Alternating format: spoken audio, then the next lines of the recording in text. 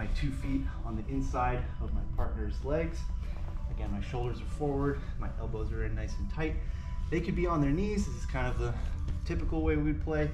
Sometimes they may step that leg up, and they may also be standing over us as we play from this position.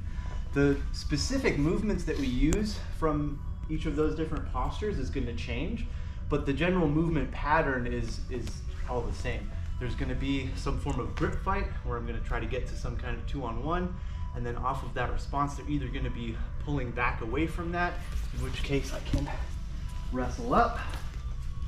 If they're standing, again, if they're on their knees, and I look to draw them in and they pull away from that, I can stand up over them, snap them back down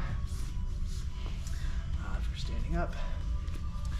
Or I can look to pull myself in underneath and elevate into leg entanglements, sweeps. Just stay standing right there. I feel like I've felt that before. So, right, we have our single leg X here. We have our regular X guard. You could even use that to move into things like tripod positions, etc. And we're just kind of going back and forth between those two energies. Same thing if you're on your knees here, right?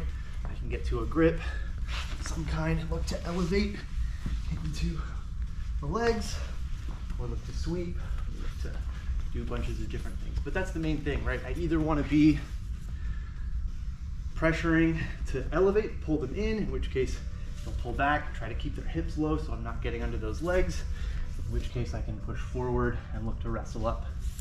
It's kind of the general movement pattern of butterfly guard. If I only have one of these threats, if the only thing I know how to do is try to pull them in, then all they're going to do is sit back if I have no answers for that, and I'm kind of just stuck spamming this guard, and eventually he'll figure out how to kind of get around that. But if he knows in his mind that he has to hold me down here, then he's going to have to give me a little bit of pressure, right? If I'm constantly threatening him to get up, snap him down, he's going to have to come into me, in which case that loads him onto my hooks, and I can go into the elevation. So there's this dilemma of attacking forwards or backwards into elevations and sweeps and stuff like that, or wrestling up, that kind of stuff.